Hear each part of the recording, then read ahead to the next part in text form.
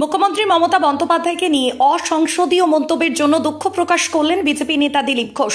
বুধবার প্রাতঃভ্রমণে বের হন বর্ধমান দুর্গাপুর লোকসভা কেন্দ্রের বিজেপি প্রার্থী দিলীপ ঘোষ। সেখানে তিনি বলেন, আমার বক্তব্য নিয়ে বিতর্ক প্রথমবার নয়, যে বনিতা করে অন্যায় করে তার সামনে বলি। এবার আমি যা বক্তব্য রেখেছি, মাননীয় মুখ্যমন্ত্রী মমতা, যার সম্বন্ধে আমার ব্যক্তিগত ঝগড়া নেই, কোনো ক্লেশ নেই, কোনো দুর্ভাবনা নেই, কিন্তু উনি যে রাজনৈতিক বক্তব্য বারবার দিয়েছেন, মানুষকে বিভ্রান্ত করেছেন, আমি তার বিরুদ্ধে বলেছি এবং প্রশ্ন করেছি ও প্রতিবাদ করেছি। আমার ভাষার শব্দ চয়ন নিয়ে অনেকের আপত্তি আছে, আমার পার্টির আপত্তি আছে, অন্যরাও বলেছে।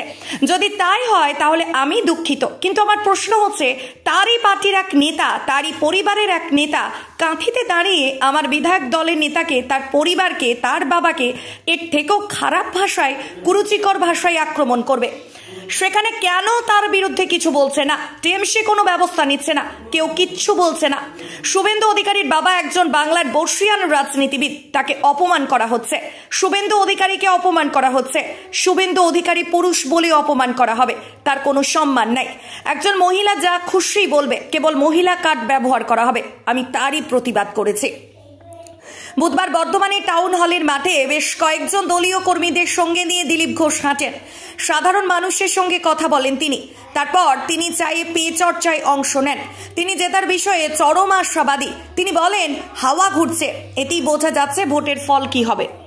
জেপি নাড্ডার নির্দেশে শোকজ করা হয়েছে এবং বলা হয়েছে যে আপনার বক্তব্য অসংসদীয় এবং কি বলবো, আমার বক্তব্য নিয়ে বিতর্ক প্রথমবার নয়, কারণ আমি যে ভনিতা করে অন্যায় করে তার সামনে বলি। এবারে আমি যে বক্তব্য রেখেছি, মাননীয় মুখ্যমন্ত্রী, যার সঙ্গে আমার কোনো ব্যক্তিগত ঝগড়া নেই, যার সম্বন্ধে আমার মনে কোনো ক্লেশ নেই, ক্লেদ নেই, কোনো দুর্ভাবনাও নেই, উনি যে রাজনৈতিক বক্তব্য বারবার দিয়েছেন লোককে আর বিভ্রান্ত করার জন্য, আমি তার প্রতিবাদ করে প্রশ্ন করেছি। প্রশ্ন হচ্ছে, আমার ভাষা শব্দ প্রয়োগ নিয়ে বহু লোকের আপত্তি আছে, আমার পার্টিও বলেছে, অন্যরাও বলেছে যে অসংসদীয়। যদি তাই হয় আমি তার জন্য দুঃখিত, কিন্তু আমি সঙ্গে সঙ্গে প্রশ্ন করব, তারই পার্টির এক নেতা, তারই পরিবারের এক নেতা, সে কাঁথিতে দাঁড়িয়ে গিয়ে আমার বিধায়ক দলের নেতার নামে, তার বাবার নামে এর চেয়েও খারাপ খারাপ শব্দ বেরোলো, গালাগালি দেবে। কেন আমার বিধায়ক দলের নেতার কি মান সম্মান নেই? তার বাপ তুলে কথা বলবে? তার বাবা বাংলার একজন বরিষ্ঠ রাজনীতিবিদ, এখনও জীবিত আছেন, তার মান সম্মান নেই? যাদের সুবিধারা নিয়েছেন তাকে নিয়ে যা বলবে, তখন তো ওই টিএমসি কেউ প্রতিবাদ করে না। কেন তাকে করা হয় না, পার্টি থেকে স্টেটমেন্ট দেওয়া হয় না কেন? সেই জন্য রাজনৈতিক বক্তব্য আমি রেখেছি। আর দ্বিতীয় কথা হচ্ছে, এই ধরনের যারা শুরু করেছে, রোজ বাপান্ত করা হচ্ছে, কেন শুভেন্দু অধিকারী পুরুষ বলে তার সম্মান নেই, তার বাবার সম্মান নেই, কেবল মহিলা বলে একজন তার সম্মানের প্রশ্ন উঠবে, সে যা ইচ্ছা বলতে পারে, কথায় কথায় মহিলা কার্ড বার করা হবে। আমি তারই প্রতিবাদ করেছিলাম, এই নিয়ে আর কিছু বলার নেই। দল আপনাকে শোকজ করেছে, দলকে বা যে কেউ, যেটা চিঠি চাপাটি অফিসিয়াল, তার অফিসিয়াল উত্তর আমি দেবো। দাদা, কৃষ্ণনগরে তৃণমূল প্রার্থী করেছে মহুয়া মিত্রকে, মহুয়া মিত্রকে তৃণমূল স্টার ক্যাম্পেনার হিসেবে রাখেনি। দেখুন, এটা ওদের পার্টির ব্যাপার। আর প্রার্থী পাওয়া যাচ্ছে না বলে দাগি প্রার্থী সব নিয়ে আসতে হচ্ছে, না পেলে বিহার থেকে খুঁজতে গুজরাট পর্যন্ত যেতে হচ্ছে। টিএমসির সমস্যা, তারা দিয়েছে, পাবলিক ডিসিশন নেবে কাকে করা উচিত।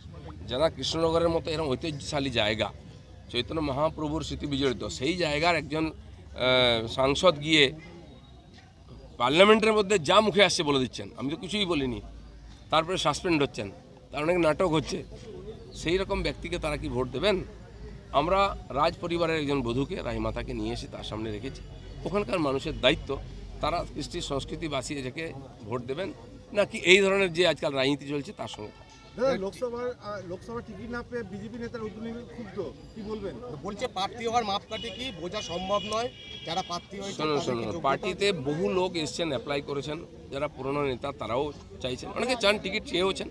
পার্টি সবার কথা ভেবেছে, তারপরে তার যেটা ঠিক মনে হয়েছে সেই জায়গায় তারা ঘোষণা করেছেন পার্লামেন্টারি বোর্ড। এটা আমরা পার্টির সৈনিক হিসেবে মেনে নিয়েছি। এখনও বাকি আছে কিছু ঘোষণা, আর সেটা সর্বোচ্চ নেতৃত্ব এই ব্যাপারে ডিসিশন নিচ্ছেন, আমার কিছু বলার নেই। বলছি দাদা, মাদক কারবারি অভিযোগে তৃণমূলের আক্রমণের পর দলেরই বিক্ষোভের মুখে বারাসাতে বিজেপি প্রার্থী। দেখুন, সব জায়গায় কিছু ক্ষোভ বিক্ষোভ থাকে পার্টির মধ্যে। আপনারা দেখেছেন বসিরহাটের যিনি প্রার্থী হয়েছেন, সন্দেশখালীর লড়াইয়ের মুখ তিনি, সেখানকার লোকেরাই তার বিরোধিতা করছিল প্লাকার্ড নিয়ে। তারপরে তারাই বলছে জিন্দাবাদ, বিজেপিকে ভোট দেবো।